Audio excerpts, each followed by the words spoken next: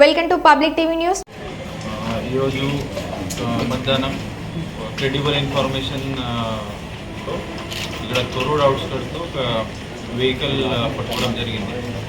Credible ఇన్ఫర్మేషన్లో మనకు అది information Andhra Pradesh సిరేరు నుంచి ఇక్కడ తెలంగాణలో గాంజాయి ట్రాన్స్పోర్టేషన్ చేస్తున్నారు. అది ఇన్ఫర్మేషన్ వచ్చిన తర్వాత మన టీం ఇక్కడ సిఐ తొర్రూరు ఆధ్వర్యంలో SI Torrur, SI Nellipuru, SI Dantarpalli and team వాళ్ళందరూ కలిసి ఒక ప్రాపర్ ప్లాన్ చేశారు. ప్లాన్ చేసి ఇక్కడ ఒక వెహికల్ పట్టుకోవడం జరిగింది. ఆ వెహికల్లో ఆల్మోస్ట్ ఒక 33 packets of dry ganja, total weight 60 kgs పట్టుకోవడం జరిగింది. Total worth around 12 lakh rupees.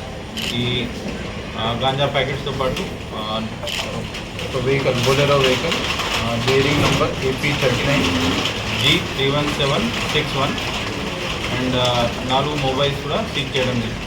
ఇప్పుడు ఈ వెహికల్లో వాళ్ళు ఈసారి కొత్త ట్రిక్ వాడారు. ఈ వెహికల్లో 4 వ్యక్తులు ఉన్నారు.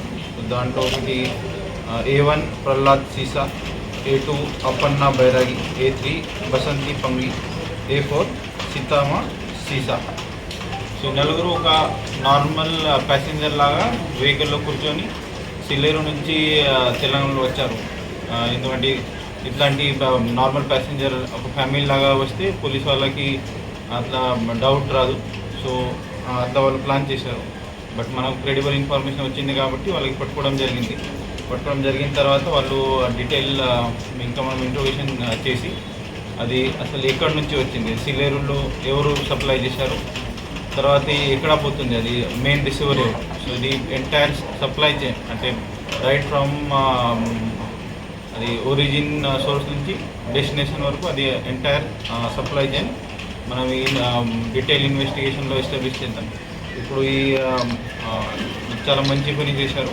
ఈ మంచి పని సిఐ తొర్రూరు ఆధ్వర్యంలో జరిగింది కాబట్టి సిఐ తొర్రూరు, ఎస్ఐ ముగ్గురు and all their team, I want to appreciate them because they did a wonderful work.